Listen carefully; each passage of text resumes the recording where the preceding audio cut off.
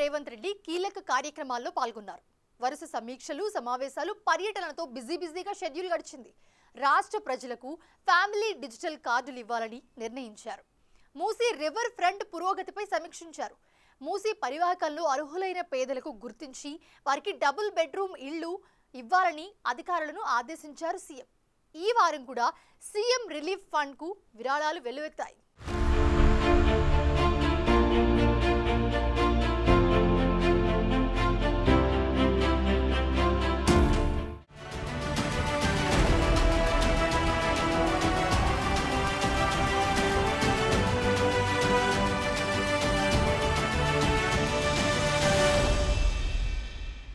ఈ నెల 22న గురునానక్ వర్ధంతి సందర్భంగా సీఎం రేవంత్ రెడ్డి నివాళులర్పించారు. జూబ్లీహిల్స్ నివాసంలో మంత్రి ఉత్తమ్ కుమార్ రెడ్డితో కలిసి గురునానక్ చిత్రపటానికి అంజలి ఘటించారు. సత్యం, అహింసలతో కూడిన మార్గంలోనే మానవాళి నడవాలని గురునానక్ చాటి చెప్పారన్నారు.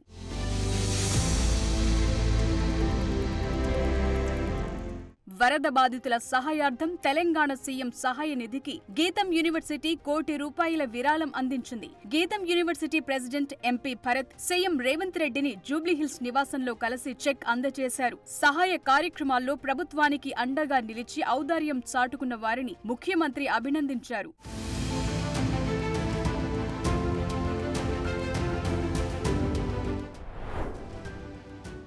వరద బాధితుల కోసం cine hero Mahesh Babu CMRF కు ₹50 లక్షల విరాళం అందించారు. సీఎం రేవంత్ ను జూబ్లీహిల్స్ నివాసంలో కలిసిన మహేష్ విరాళం చెక్ ను అందించారు. ఏఎంబీ సినిమాస్ తరపున కూడా మరో ₹10 లక్షల విరాళం అందజేశారు. అటు వరద బాధితుల కోసం కోరమండల్ ఇంటర్నేషనల్ కంపెనీ ముఖ్యమంత్రి సహాయ నిధికి ₹50 లక్షల విరాళం అందించింది.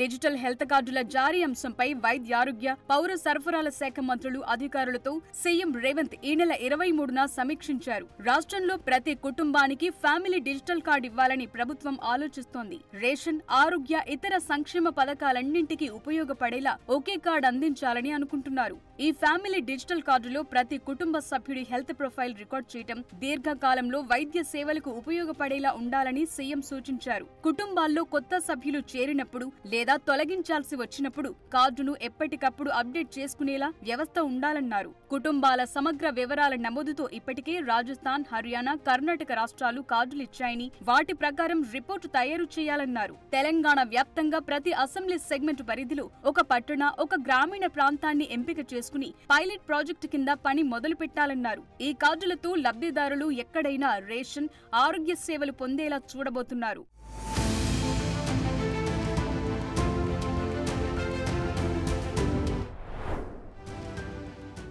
ఈ నెల 24న Musi river front development project, HYDRAA చేపడుతోన్న కార్యక్రమాలు, మెట్రో రైల్ విస్తరణ వంటి అంశాలపై సీఎం రేవంత్ ఉన్నత స్థాయి సమావేశం నిర్వహించారు. అధికారులకు కీలక ఆదేశాలు జారీ చేశారు. హైదరాబాద్ లో ఆక్రమిత చెరువులు, నాలాలతో పాటు మూసీ పరివాహక ప్రాంతాల పరిధిలో నివసించే అర్హులైన పేదల వివరాలను సేకరించాలన్నారు. అర్హులైన పేదలు రోడ్డున పడే పరిస్థితి ఉండకూడదని, అలాంటి వారికి డబుల్ బెడ్రూమ్ లేదా ఇతర ప్రత్యామ్నాయం చూపించాలని చెప్పారు. మరోవైపు ఔటర్ రింగ్ రోడ్ లోపల ఉన్న చెరువుల పరిరక్షణ ఒక బాధ్యతగా చేపట్టాలని, కబ్జాకు గురికాకుండా చెరువుల వద్ద సీసీ కెమెరాలను ఏర్పాటు చేసి కమాండ్ కంట్రోల్ సెంటర్ తో అనుసంధానం చేయాలన్నారు. ఓఆర్ఆర్ లోపల ఉన్న చెరువులు, కుంటలు, నాలాలన్నింటికీ FTL బఫర్ జోన్లను గుర్తించి నివేదికలు రెడీ చేయాలన్నారు సీఎం. మరోవైపు మెట్రో విషయంలో ఎయిర్పోర్ట్ ను ఫ్యూచర్ సిటీ రూట్ అలైన్మెంట్, అలాగే ఓల్డ్ సిటీ మెట్రో వేగంగా పూర్తి చేయటం, దసరా లోపు మెట్రో విస్తరణ రూట్ పై పూర్తి స్థాయి DPR ను రెడీ చేసి కేంద్రానికి సమర్పించడం వంటి వాటిపై దిశానిర్దేశం చేశారు CM.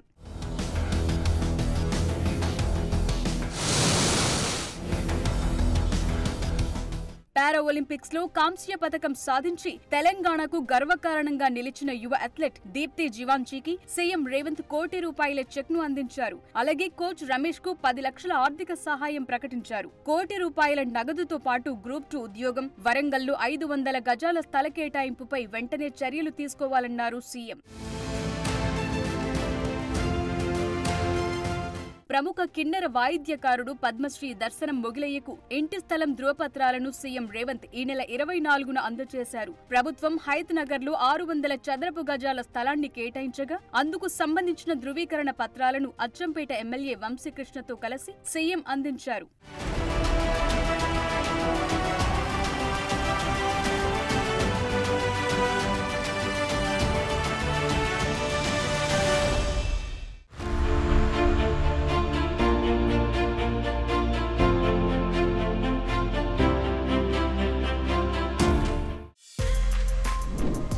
For more videos like this, subscribe Big TV channel.